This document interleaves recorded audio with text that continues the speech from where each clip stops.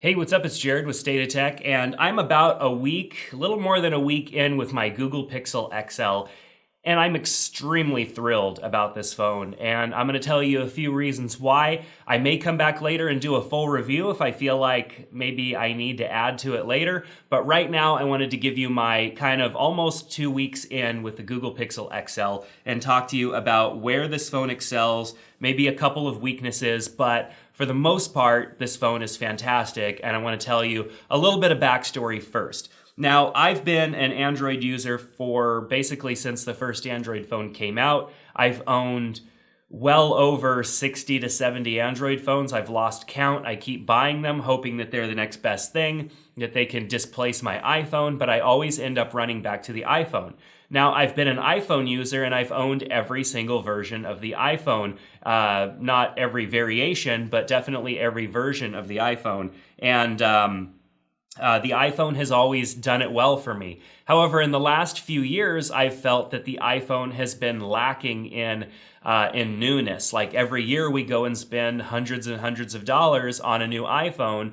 For what? And you don't really get much. You get little things that Apple decides are valuable, but in the reality, there just isn't a whole lot new going into the iPhone. And some can say that about Android as well. There have been a lot of Android phones that have kind of gimmicky features added in that just don't really make sense and aren't really that interesting to use, and then even end up being really buggy. But in this Google Pixel XL, the Google Pixel and the XL version, I think Google has finally arrived with a phone that can meet and exceed the expectations of people who use their phones a lot and expect a lot for their phones like myself. So let's talk a little bit about this phone. I got the XL version because it's not super huge. It's not huge like a Note 7 or something like that. It's a pretty good size phone. It's just slightly smaller than the iPhone 7 Plus when I put my case on it. The iPhone 7 Plus and this phone without a case, this phone is a bit smaller. It does have slightly smaller bezels, I believe, in some spots, although it does have pretty big bezels on the top and the bottom. Which doesn't really make sense because there isn't really a whole lot going on down here. But to be honest, I would rather have a little bit more of a bezel and get a bigger battery in the phone, which is kind of what they did here. Now, this phone doesn't have the biggest battery out there as far as phones its size, but it does a lot with the battery that it has. One of the big things for me is that I need a phone that lasts all day when I'm using it fairly moderately. I mean, more than moderately, almost constantly. I need a phone that's going to last me all day long. A lot of times I'm in my office or I'm somewhere where there is a charger, but when I'm out and about or I'm on a job or something like that, I need a phone that's going to last me all day without a problem. And this phone is probably the first Android phone that I've been able to have do that for me. And I say that because I've had phones with bigger batteries than this, and I've also had phones that didn't have as many features, but still had a pretty good sized battery, and they couldn't last all day long. They were not good at managing the battery unless I did crazy things to the phone to make it last longer by shutting off features, by making apps not run in the background, all sorts of stuff like that. I've loaded all of the apps that I typically use on this phone and some, and I haven't done any changes to the system to make them not load, to do anything. I haven't installed any memory management apps or anything like that, and this phone has been lasting me all day plus. I mean, I get up about 6, 7 in the morning, pull my phone off the charger, use it all day long, periodically. The screen isn't on all day, but I definitely am using the phone periodically all day long and well into the evening. On some of those evenings where I don't have a whole lot going on, I'm reading blogs, I'm scrolling different sites, I'm doing stuff on my phone, I'm on social media, and I'm well into the night, and I have 20, 30% battery life when I go to bed. That is what I would typically get out of a larger iPhone, like an iPhone 6s Plus. I was getting almost that usage out of it. Typically, I would end up having to go and start charging my phone around 8 or 9 p.m., whereas with this phone, I'm able to get a little bit more life out of it. I even have this phone connected to an Android watch, so that means it's connecting and sending information to that watch, and I'm getting fantastic battery life out of it. So I've got nothing but good things to say about the battery life. Now let's talk about cases. Now I ended up with a Spigen case or Spigen or however you want to pronounce it.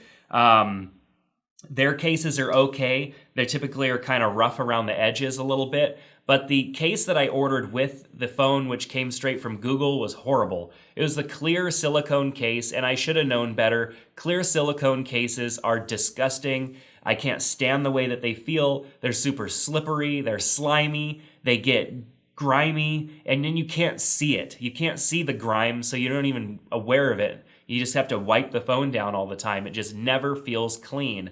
And to me, it was just one of the cases that was available. It was one of the only ones, and so I ordered it. And then I went on Amazon and I ordered this case, which is okay. It's better than what I had, but still, their cases are okay. They're definitely okay for the price. And I'll put a link in the description below so that you can see the case that I'm talking about. But typically, unless you have an iPhone or a Samsung Galaxy, you're not going to have a good selection of cases. It just, nobody does cases well for some of these newer phones or off-market phones, these phones that are a little different. And it's kind of a bummer because I like to have a case on my phone to protect it from drops and scratches and being on tables and stuff like that. But there just aren't really that many good cases for this phone yet. So Pelican, if you're watching this, make one for the Google Pixel XL. Pelican is probably one of my favorite cases right now. I hope that they get on board with some of these other phones. So the display is really nice on this phone.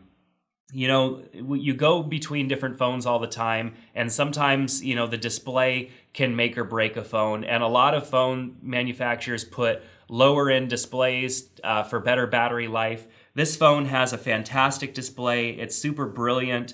The colors are nice. Everything is nice about it. I could tell a quality difference when I go from the iPhone 7 to this. My iPhone 7 is nice and it has a nice display, but it's just not as nice as the display on this phone. It's definitely just a better, cleaner experience.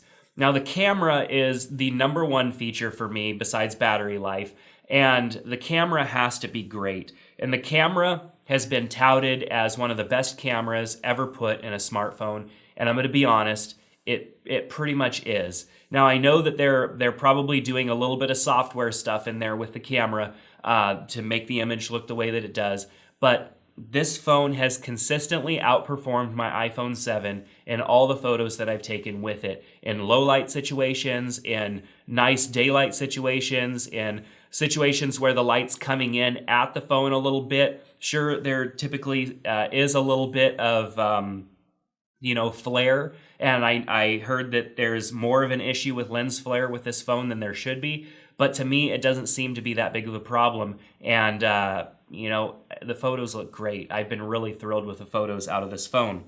Yes, it is a bit more expensive for an Android phone. Typically you can get Android phones, especially Android phones that you're not super familiar with, for a lower price. And the Nexus line of phones typically have been available at a lower price. Even the higher end 6P last year, the Nexus 6P was a bit cheaper than this phone. But this phone is a Google phone. It's all Google. It's built by HTC, but it's fully designed by Google. And so far, I have had nothing but positive experiences out of this phone.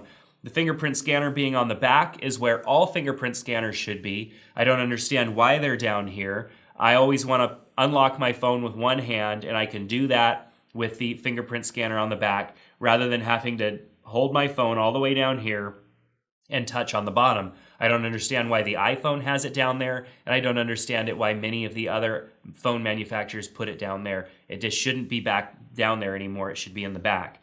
And one of the other cool things is that you can use the fingerprint scanner in the back to toggle your notifications. So no more reaching all the way up to the top of your phone to scroll notifications down. That's something that has to be done on pretty much all phones, and it just is super annoying.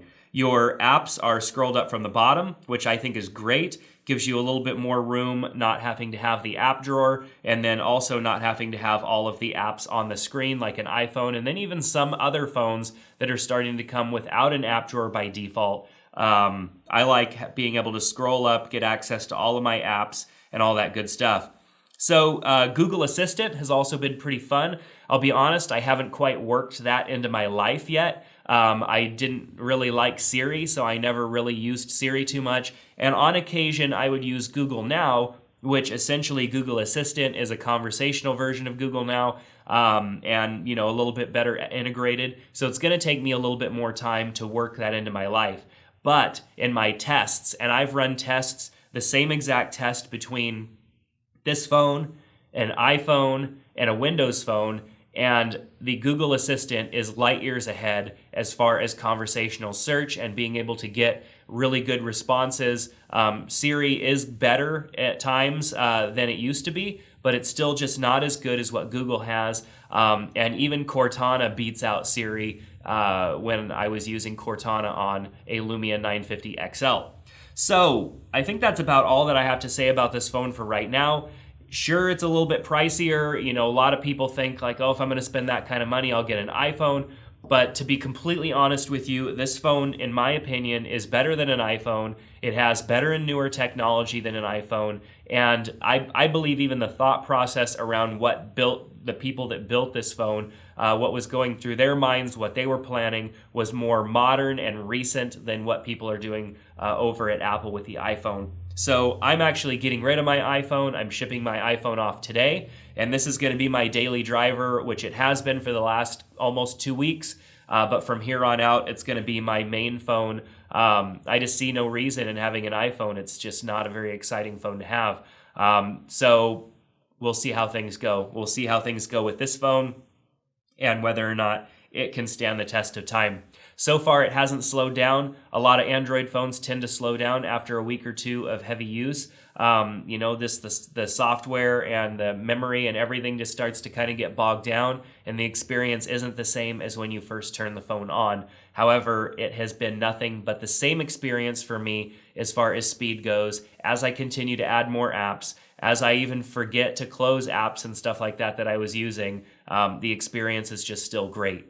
So if you have any questions about the phone, ask them in the comment section below. Make sure to subscribe to our channel because chances are I'll probably be back with a few Google Pixel videos as you guys have questions and as I have more things that I'd like to share about the phone. So subscribe to our channel, make sure to click thumbs up, and we'll see you next time here on State of Tech. Thanks.